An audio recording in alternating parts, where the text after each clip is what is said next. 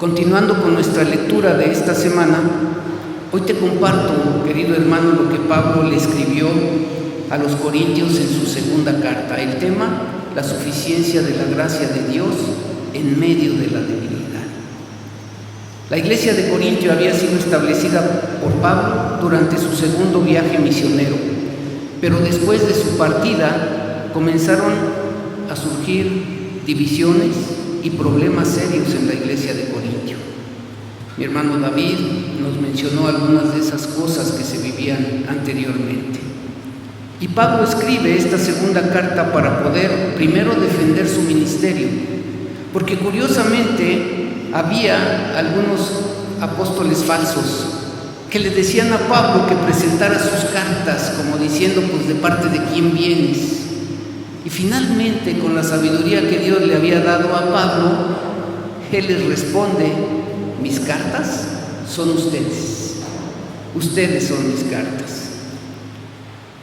Así que podemos recordar que la verdadera fortaleza y autenticidad en la vida cristiana, ¿sabe de dónde proviene? De la dependencia de Dios, no de las capacidades humanas. Así que esta carta es uno de los escritos más personales y más conmovedores de Pablo. Fue escrita alrededor de 55 años después de la partida de nuestro Señor Jesucristo, después de que resucitó y ascendió, para una iglesia que enfrentaba esos desafíos de los que mencionaba hace un momento: divisiones internas, dudas sobre la autoridad de Pablo y la influencia de falsos maestros.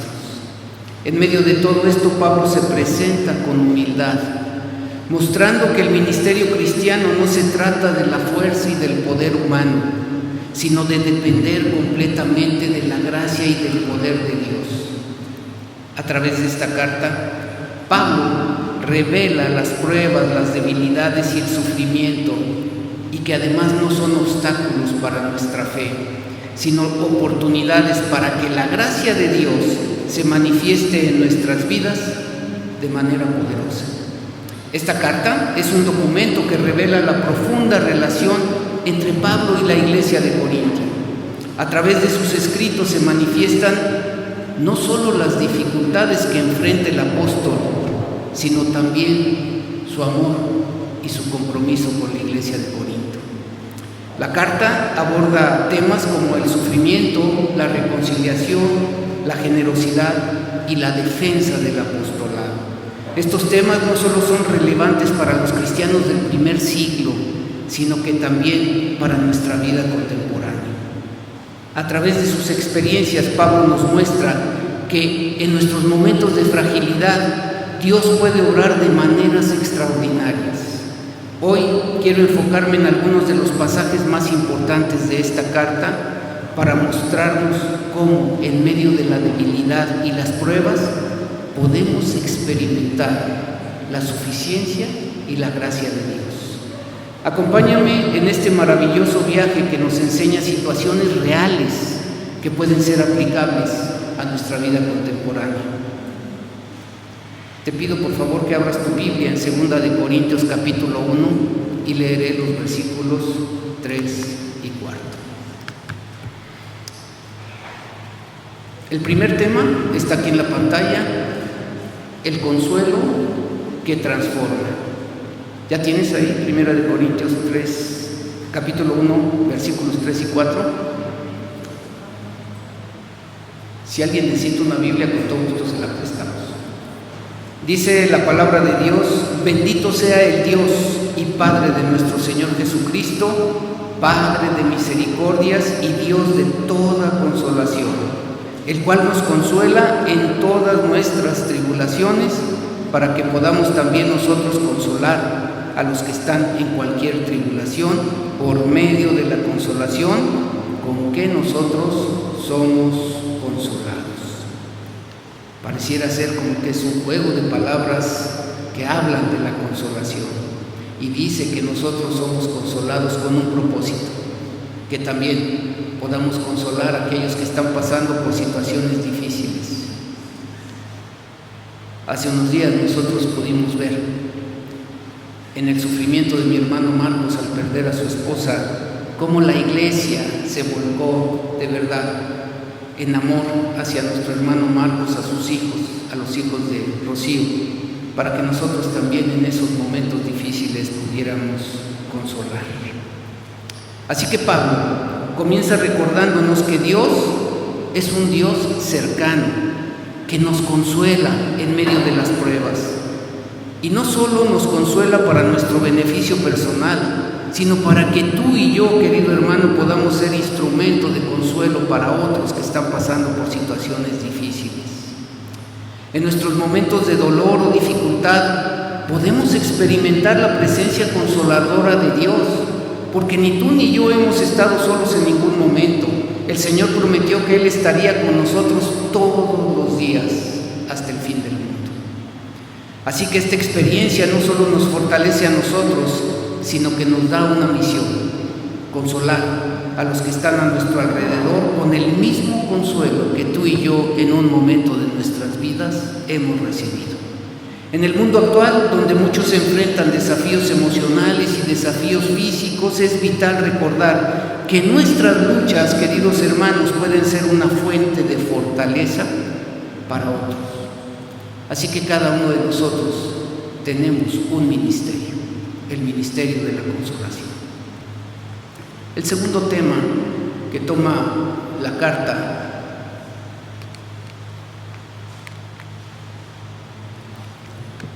es la suficiencia de Dios en nuestras vidas. Acompáñame a 2 de Corintios capítulo 3, versículos 5 y 6.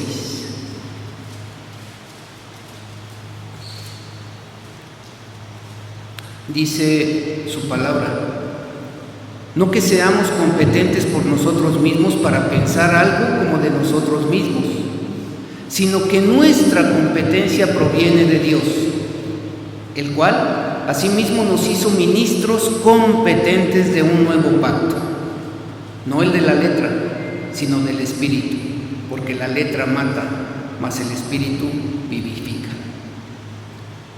Si tú observas en estas pocas palabras que hemos leído, dice que no somos competentes por nosotros mismos, sino que nuestra competencia proviene de Dios. Yo no podría estar aquí con mi propia capacidad, sino que es Dios mismo el que nos da esa capacidad para poderle servir a Él. Y dice que nos hizo competentes de un nuevo pacto. Ya no estamos bajo la ley, hoy vivimos bajo la gracia de Dios. Y la gracia de Dios se va a mencionar a lo largo de toda la carta. Así que Pablo se dirige a la comunidad de Corintio defendiendo primero su apostolado. Y no solamente eso, sino que defiende su autenticidad como ministro de Cristo. Y se nos dice: mi competencia no es mía, mi competencia proviene de Dios. Y ustedes quieren que yo les presente cartas de presentación de quién soy yo o quién me envió. Pero mis cartas de presentación son ustedes, la iglesia de Corinto. Así que para ser un ministro competente significa, lo primero, tener una relación personal con Dios. El pasaje compara el antiguo pacto dado a través de la ley con el nuevo pacto que se establece a través del Espíritu Santo. La diferencia entre las personas que vivieron en el Antiguo Testamento y las que somos evangélicas es que ahora tú y yo tenemos al Espíritu Santo de Dios en nosotros, y Él es el que nos da esa competencia. La letra se refiere a la ley escrita, que aunque es buena, no puede dar vida. ¿Por qué? Porque nadie pudo cumplir la ley. En cambio, el Espíritu trae vida y trae transformación. Como creyentes no estamos llamados a cumplir reglas por cumplirlas, sino a vivir en la libertad y en el poder del Espíritu Santo. El Espíritu nos da vida y nuestra fe no se basa en normas externas, sino en una relación viva con Dios a través de su Espíritu Santo. Y nos desafía a ti y a mí a reconocer nuestra dependencia de Dios cada día de nuestras vidas. Tercer tema: tesoro en vasos de barro. 2 de Corintios 4:7, por favor. Dice 2 Corintios 4:7, pero tenemos este tesoro en vasos de barro, para que la excelencia del poder sea de Dios y no de nosotros. Así que nosotros somos esos vasos de barro, frágiles, que se rompen fácilmente. Pero tú y yo contenemos un tesoro maravilloso, que es el Espíritu Santo de Dios. Así que Pablo nos describe como vasos de barro, frágiles, comunes, pero que contenemos un tesoro. Somos imperfectos y frágiles, pero Dios nos ha confiado un tesoro inmenso, el Evangelio de su poder. Hace un rato cantábamos: la cosecha está lista. Y nosotros, queridos hermanos, debemos de comenzar a cosechar. Así que no se trata de lo que somos capaces de hacer, sino de lo que Dios puede hacer a través de nosotros, a pesar de nuestras limitaciones, que sinceramente son muchas. En la sociedad actual es fácil sentirse insuficientes o abrumados por nuestras debilidades. Sin embargo, nuestras limitaciones no nos descalifican ni a ti ni a mí. Al contrario, puede ser la forma en que Dios muestra su poder. Si tú observas, siempre el Señor Jesucristo utilizaba a las personas más débiles, y desde el Antiguo Testamento utilizaba a las personas más débiles para manifestar su poder. Así que en momentos de dificultad o incertidumbre, cuando tú y yo nos sentimos frágiles, debemos recordar que es preciso en esos momentos donde podemos reflejar esa luz y ese amor del Señor Jesucristo. Y aunque somos imperfectos, finalmente el poder de Dios puede trabajar en nosotros y a través de nosotros. Cuarto tema de la carta: perspectiva eterna en tiempos difíciles. Vamos a 2 Corintios 4, 17 y 18. Dice su palabra: porque esta leve tribulación momentánea produce en nosotros un cada vez más excelente de eterno peso de gloria, no mirando nosotros las cosas que se ven, sino las que no se ven, pues las cosas que se ven son temporales, pero las que no se ven son, ¿qué dicen? Eternas, eternas. Así que, hermanos, cuando tú miras este pasaje maravilloso para nuestra propia vida como creyentes, dice que nuestras tribulaciones en esta tierra son leves, pero algo más, son momentáneas. Tienen un principio y tienen un final. Y cuando nosotros perdemos a un ser querido, los primeros días son días muy difíciles, días en donde podemos sentir un tremendo vacío. Pero conforme va pasando el tiempo, el mismo Señor nos va dando la conciencia de que esa persona que fue llamada a la presencia de Dios no era tuya. Así sea un hijo, sea tu esposa, sea tu mamá, sea tu papá, no era tuya. Entonces Dios te va a consolar en medio de esa tribulación, y va a ser una tribulación que sea momentánea. Hace algunas semanas que hice una predicación, yo les decía que dentro de 100 años nadie va a recordar ni nuestro nombre ni lo que nosotros hicimos, porque finalmente nuestra vida aquí en esta tierra es temporal. Por eso decía hace rato que te enfoques en lo que no se ve, porque lo que no se ve es eterno, pero lo que se ve es temporal. Así que este peso de gloria nos anima a mirar más allá de las dificultades presentes, hacia la gloria eterna que nos espera a ti y a mí. En tiempos de prueba, nuestras tribulaciones son leves en comparación, queridos hermanos, con la gloria eterna que nosotros estaremos viviendo allá arriba con nuestro Señor Jesucristo, y que además nos da la esperanza de que esta, que es mi familia espiritual, un día estaremos reunidos también allá arriba, juntos, todos, alabando y bendiciendo el nombre de Dios. Así que en un mundo lleno de desafíos y sufrimientos, es fácil quedar atrapados en lo inmediato y perder de vista el panorama más amplio. La vida cotidiana puede presentarnos problemas que parecen abrumadores, que pareciera ser que son de verdad imposibles de solventar. Pero al recordar que estas dificultades son temporales, podemos encontrar consuelo y podemos encontrar esperanza para nuestras vidas. Así que esta perspectiva eterna nos anima a perseverar, a vivir de manera que reflejemos, queridos hermanos, la esperanza que tenemos, brindando luz a quienes nos rodean en medio de la oscuridad que estamos viviendo hoy. Así que fijemos nuestra mirada en lo que es permanente, ¿sí? Y no en lo que es temporal. Vamos al quinto tema. El quinto tema es ser una nueva criatura, es dejar el pasado y comenzar de cero. El día de ayer que tuvimos nuestra reunión de matrimonios, este fue el pasaje que tomé como base de la enseñanza que vimos ayer.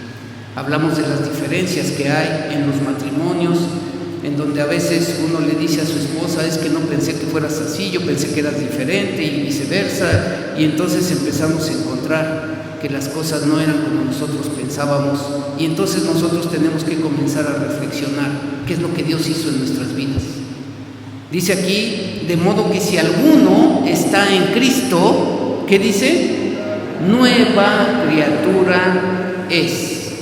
Las cosas viejas pasaron y aquí todas son hechas nuevas. Hermanos, no vivimos del pasado. Cuando nosotros hacemos o tenemos una relación con nuestra esposa, no nos estamos acordando de lo que ella era o de lo que yo era, sino que finalmente nuestra vida comienza desde cero, porque somos nuevas criaturas y a veces nos cuesta un poco de trabajo poderlo entender. Hay una transformación profunda que ocurre en nuestras vidas en el momento que tú y yo aceptamos a Cristo como nuestro único y suficiente Salvador. Estar en Cristo significa que somos transformados por su gracia. Nuestra vieja vida, marcada por el pecado, ha quedado atrás y hemos sido hechos nuevos en Él. En un mundo donde las personas a menudo se sienten atrapadas por su pasado, por sus errores, por las cosas que cometieron anteriormente, finalmente nosotros tenemos que entender que en Cristo somos su nueva creación. Así que este pasaje nos ofrece un mensaje de esperanza y un mensaje de renovación. Cada día es una oportunidad para dejar atrás las viejas heridas y los viejos patrones que a veces nosotros seguíamos practicando con un comportamiento que a veces nos limita a hacer lo que Dios quiere que seamos cada uno de nosotros. Y al comprender que en Cristo tenemos una nueva identidad, porque somos nuevas criaturas, podemos liberarnos de la culpa y poder comenzar a vivir vidas con propósito. Dios no solo nos perdona, sino que nos transforma completamente, haciéndonos nuevas personas. Siguiente tema. El Señor nos dio otro ministerio. Aparte del de la consolación, también nos dio otro ministerio más importante, el de la reconciliación. Yo no sé si tú entiendas lo que significa la palabra reconciliación. Reconciliar es volver a unir. Había una barrera que nos separaba de Dios, esa barrera fue quitada y entonces nos reconciliamos con Dios. Vamos a 2 Corintios 5, 18 y 19. Dice la palabra de Dios: y todo esto proviene de Dios, quien nos reconcilió consigo mismo por Cristo y nos dio, fíjate bien, nos dio el ministerio de la reconciliación, que Dios estaba en Cristo reconciliando consigo al mundo. Así que Él nos ha dado la gran comisión de ir y hacer discípulos de todas las naciones. Y nos dice que tenemos que bautizar y tenemos que enseñar a cada persona. ¿Para qué? Para poder hacer discípulos. Si tú ves aquí nuestra misión que está aquí atrás, ser discípulos para ser discípulos de Jesucristo. Eso es lo que Dios nos dio a cada uno de nosotros. Así que Dios ha hecho la obra de reconciliación a través de Cristo y como resultado nos ha dado a ti y a mí el ministerio de la reconciliación para que llevemos este mensaje al mundo hasta lo último de la tierra. Esto implica que no solo somos receptores de la gracia, sino que también somos agentes en el mundo, tú y yo. Vivimos en un mundo roto por el pecado y las divisiones. Eso es lo que está viviendo hoy el mundo. Nuestro país está dividido hoy mismo. Hay familias que están divididas, hay iglesias que están divididas. Y al reconocer que hemos recibido el perdón y la gracia, estamos llamados tú y yo a poder extender lo mismo a los demás. Y esto puede significar pedir perdón y puede significar perdonar a alguien que nos ha herido y trabajar activamente tú y yo para poder solucionar esos conflictos. Al hacer esto no solo sanamos nuestras propias relaciones y heridas, sino que también reflejamos el amor de Dios en nuestras acciones. Ejercer el ministerio de la reconciliación es un testimonio poderoso de cómo la gracia puede transformar vidas, y no solo eso, sino que también puede transformar comunidades enteras, creando un impacto positivo en medio de una sociedad caótica que estamos viviendo el día de hoy, una sociedad violenta, una sociedad sin valores, podríamos decir una sociedad desalmada. Cuando llevamos el mensaje de paz que Dios nos ha dado en Cristo, entonces podemos transformar al mundo. Número 7. Todos somos embajadores. ¿Qué es un embajador? Un representante. México tiene muchas embajadas en los países más importantes del mundo. Y en esa embajada, ese embajador es el que representa a nuestro país. Pues te quiero decir que Dios también a nosotros nos dio el trabajo de ser embajadores. Segunda de Corintios 5:20, por favor, dice: así que somos embajadores en nombre de Cristo, como si Dios rogase por medio de nosotros. Os rogamos en nombre de Cristo, reconciliaos con Dios. Cuando ves el pasaje, dice que somos embajadores y que nosotros es como si fuéramos Dios. Dice aquí, como si Dios rogase por medio de nosotros. Y nosotros le decimos al mundo: reconciliaos con Dios. Eso es lo que el pasaje está diciendo. Tú y yo somos esos representantes, como si Dios mismo en ti estuviera rogando al mundo perdido: reconcíliate con Dios. Y créeme que aunque a veces nos sentimos incapaces de poderlo hacer, Dios de una o de otra forma nos usa, hermanos, para poderlo hacer.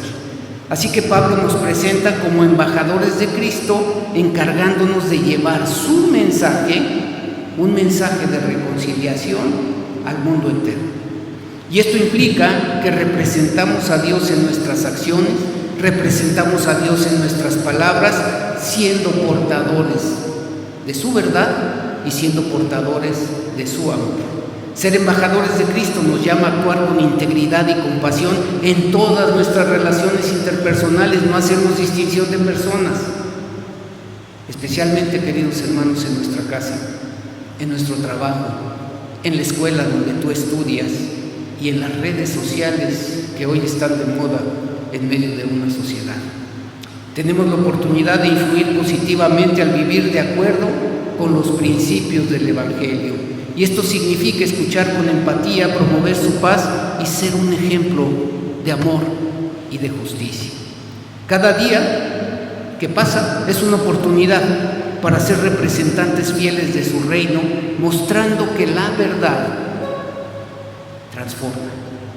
Y eso es lo importante. El Señor Jesucristo: yo soy el camino, la verdad y la vida, y nadie va al Padre si no es por mí.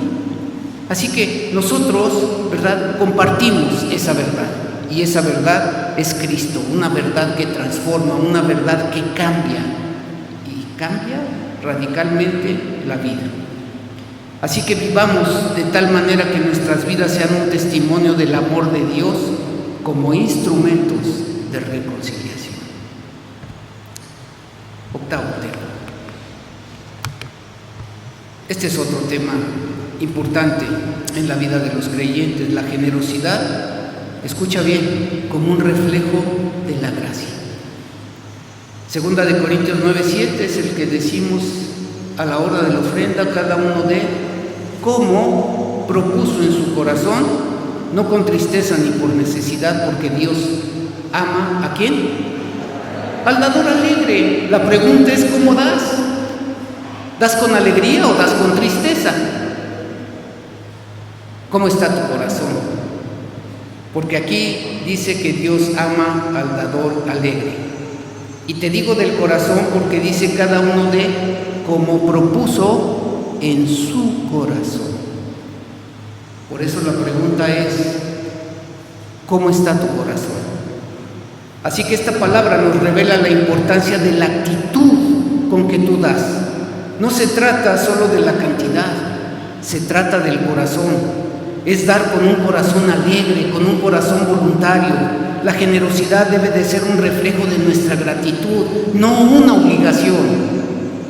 Al dar, ya sea tiempo, recursos o apoyo emocional, es fundamental hacerlo con alegría y hacerlo sin resentimiento. Además, al dar con alegría, inspiramos a otros a hacer lo mismo, creando un impacto positivo en medio ¿de quién? De nuestra familia espiritual. Así que debemos dar con alegría sabiendo que todo lo que tenemos, queridos hermanos, proviene de Dios, y que nuestras ofrendas, cuando se dan con el corazón correcto, escucha bien, son una forma de adoración a Dios. Vamos al 9º tema. El poder en la debilidad. Vamos a 2 de Corintios 12, 9 y 10. Es el pasaje que leyó mi esposa al principio, un poco más recortado. Dice: y me ha dicho, bástate mi gracia, porque mi poder se perfecciona en la debilidad. Por tanto, de buena gana me gloriaré más bien en mis debilidades, para que repose sobre mí el poder de Cristo. Pablo le había pedido 3 veces al Señor que quitara un aguijón de su carne. Algunas personas que decían que posiblemente sea miopía, o que a lo mejor él tenía una enfermedad cerebral, en donde a lo mejor tenía epilepsia o alguna otra cosa que él pudiera tener. Y lo curioso es esto, ¿no? Cuando nosotros vemos que los apóstoles tenían poder para sanar personas. De hecho, el mismo Pablo resucitó a un joven que había caído de un 2º piso y le pidió a Dios que le quitara ese aguijón de su carne, y Dios le dijo: no, bástate mi gracia, porque mi poder se perfecciona en tu debilidad. Así que, hermanos, yo creo que muchos de nosotros le hemos pedido a Dios que quite alguna enfermedad, que quite alguna situación difícil de nuestra vida, algún aguijón en nuestra carne, alguna prueba, un sufrimiento, que Dios nos quite a veces el pesar que a veces sentimos. Pero Dios nos dice: bástate mi gracia. Dios le aseguró que su gracia era suficiente y que su poder se perfecciona en la debilidad. Aceptar nuestras limitaciones nos permite experimentar la gracia de Dios de manera más profunda, recordándonos que no necesitamos ser perfectos para poder ser usados por Dios. Todos enfrentamos debilidades, ya sea físicas, ya sea emocionales, ya sea espirituales. Y las palabras de Pablo nos recuerdan que no debemos esconder o avergonzar nuestras debilidades. Dios las usa para poder mostrar su poder. Y cuando somos débiles, el poder de Cristo, queridos hermanos, nos acompaña. En un mundo que valora la fortaleza y el éxito, es fácil sentir que nuestras debilidades nos descalifican. Pero al reconocer y aceptar nuestra debilidad, podemos abrirnos a la gracia y al poder de Dios en nuestras vidas. Quiero compartir contigo 8 enseñanzas del pasaje que hemos visto. Quiero decirte que la 2ª carta a los Corintios es una carta sumamente enriquecedora. Yo solamente te estoy poniendo algunos pasajes, muy poquitos. Yo podría pasarme, yo creo que todo el día predicando sobre la 2ª carta. pero el tiempo es limitado en una predicación, por eso el martes que tenemos nuestra célula, ahí profundizamos acerca de lo que se predica el día de hoy. 8 enseñanzas para nuestra vida como cristianos. La primera, comparte el consuelo de Dios. En algún momento de tu vida tal vez tú pasaste por una situación difícil y alguien te consoló, alguien te dio palabras de aliento, alguien te abrazó, alguien te ayudó para poder salir adelante, para poder quitar tu tribulación, tu tristeza. Así que finalmente esa persona que te consoló, Dios mismo la consoló a ella. ¿Para qué? Para que te pudiera consolar a ti.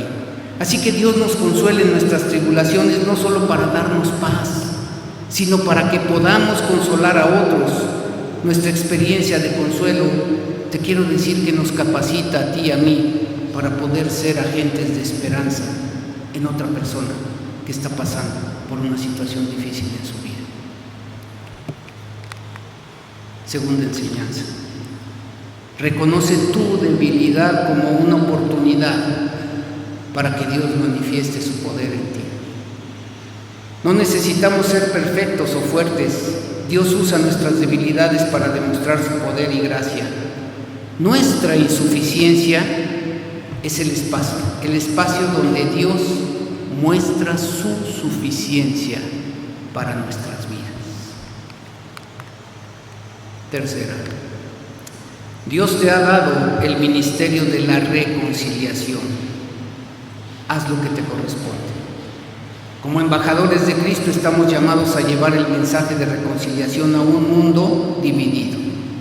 La paz y la restauración son parte de la misión que Dios ha puesto en nuestras manos. Cuarto, da con alegría y generosidad, reconociendo la gracia de Dios. Nuestra generosidad debe de ser una expresión de nuestra gratitud a Dios, no una obligación. Cuando damos con alegría, honramos a Dios y bendecimos a los demás. Hay una obra que está en puerta. Cada uno de nosotros damos, no solo para sostener esta iglesia y poder pagar la luz, el agua, los salarios, sino para que el Evangelio de Cristo pueda ser extendido a otros lugares. Y le doy gracias a Dios porque esta iglesia ha sido generosa. Y por su generosidad se levantó este templo. Por su generosidad estamos levantando otro templo en Villa Nicolás Zapata. Por su generosidad podemos sostener misioneros. Y dijimos, si no vas con tus pasos, ve con tus pesos.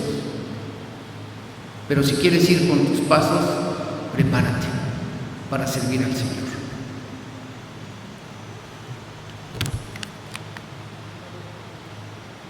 Quinta, acepta tu nueva identidad en Cristo. Cuando estamos en Cristo, tú y yo somos una nueva creación. Y esto significa que nuestro pecado se quedó atrás para poder vivir nuestra nueva vida en Cristo. Una vida que Dios ha traído por medio de su Hijo Jesucristo, al haber derramado su sangre en nosotros para poder limpiar nuestro pecado y hacernos una nueva creación en Cristo. Somos vasos de barro, pero llevamos un tesoro. Nuestra fragilidad no es un obstáculo para el ministerio, sino una plataforma para que el poder de Dios brille más intensamente. No dependemos de nuestras habilidades, sino que dependemos del poder de Dios en cada uno de nosotros. 7. Vive en la libertad del Espíritu que da vida. No vivimos bajo el peso de la ley, sino en la libertad del Espíritu.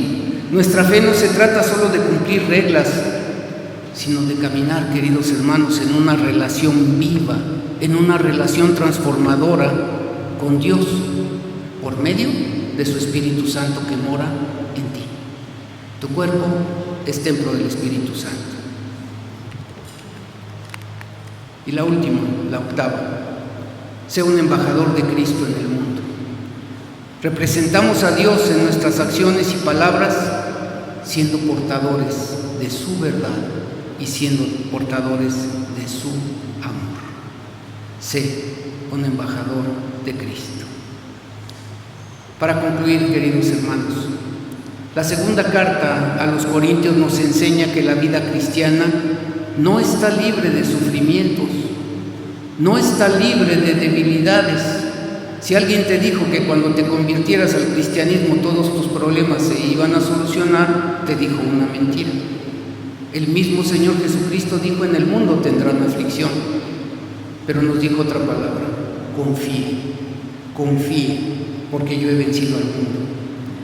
Así que en medio de estas pruebas podemos experimentar la gracia y el poder de Dios de una manera profunda, de una manera diferente. Dios usa nuestras fragilidades para demostrar su poder y nos consuela en nuestras pruebas con un propósito: que tú y yo podamos consolar a otros. Nos llama a ser sus embajadores y a vivir como nuevas criaturas que dependen completamente de su gracia. Oremos a Dios, queridos hermanos, para que podamos ser un ejemplo de la gracia y de su poder en nuestras vidas, llevando el mensaje de la reconciliación a todos aquellos que nos rodean y conocen y que no conocen a Cristo. Inclina tu rostro, vamos a orar. Padre bendito, Señor, alabamos y bendecimos tu nombre. Te damos gracias, Señor, por tu amor, y te damos gracias por tu bendita palabra, Señor, porque es la que nos instruye, es nuestra única regla de fe y conducta, Señor, en donde podemos ver en tu palabra que tú nos consuelas, Señor, en nuestros momentos de tribulación, en nuestros momentos de aflicción. Y también, Padre, reconocemos que nosotros, por nosotros mismos, somos débiles, pero esa debilidad también la entendemos como una oportunidad para que tú, Señor, manifiestes tu poder en nuestras vidas. Ayúdanos a poder entender, Señor, que no estamos aquí solamente para recibir ese boleto de salvación, sino que tú nos has dado un ministerio, el ministerio de la reconciliación. Y tú nos has dicho: haz lo que te toca. Yo ya envié a mi Hijo para poder salvarte. Ahora haz lo que te toca. Reconcilia al mundo.